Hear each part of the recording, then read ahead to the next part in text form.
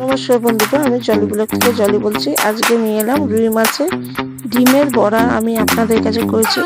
তো এখানে 100 গ্রাম রুই মাছের ডিম আছে, আর টমেটোর কুচি একটা আছে, ধনেপাতা কুচি, কাঁচা লঙ্কা কুচি আর পেঁয়াজ আমি মিডিয়াম সাইজের দুটো নিয়ে নিচ্ছি। এতে গরম মশলা দিলাম, নুন দিলাম আর একটু গোলমরিচ গুঁড়ো দিলাম। আর এখানে 50 গ্রাম আমি বেসন নিয়ে এসে বেসনটা আমি পুরোই দিয়ে দিলাম, দিয়ে ভালো করে আমি মাখিয়ে নিচ্ছি।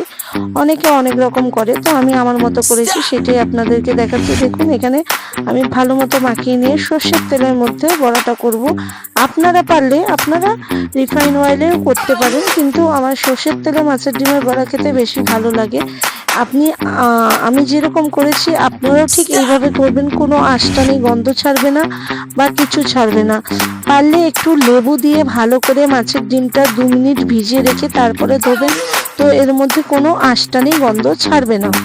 যেভাবে আমি করি সেভাবেই আমি আপনাদেরকে বললাম, তো আপনারাও বাড়িতে বানিয়ে দেখবেন। এই বর্ষার মৌসুমে অনেক ভাজাভুজি পকোড়া খেতে ইচ্ছা হয়, তো ভাতের পাতে এরকম ডিমের বড়া থাকলে খুব সুন্দর লাগে। একদিন আমার পদ্ধতি মতো বানিয়ে বাড়িতে খাবেন, খেয়ে আমাকে কমেন্ট বক্সে বলবেন। তো আমাদের বাড়িতে এই বড়া ভাজতে ভাজতে আমাদের বাচ্চারা 2-3টে নিয়ে একটু টমেটোর কেচাপ দিয়ে খায়। তো আপনারাও এভাবে বাড়িতে বানিয়ে ভাতের পাতে এক সাইডে নিয়ে খেতেই পারেন। একটা তরকারি থাকলো, মাছের ডিমের বড়া থাকলো, তো খুবই ভালো লাগে। তো আমি বানিয়েছি, সেটাই আমি আপনাদেরকে দেখালাম। পরে এর সাথে মাছও বানিয়েছি, সেই মাছের ডিশটা আমি পরে দেখাচ্ছি, পরে আর একটা ব্লগে দেখাবো। তো এইভাবে আপনারাও বাড়িতে বানিয়ে খাবেন। এই এখন তো বর্ষাকাল, জানেন, শ্রাবণ মাস শেষ হয়ে গেছে, তো ভাদ্র মাস পড়লো। ভাদ্র মাসেই আমাদের বাড়িতে বাচ্চারা বলছিল কিছু পকোড়া খাবে, তো আমি ওদেরকে রুই মাছের ডিমের বড়া করে দিলাম। আপনারা পারলে কাতলা মাছেরও খেতে পারেন।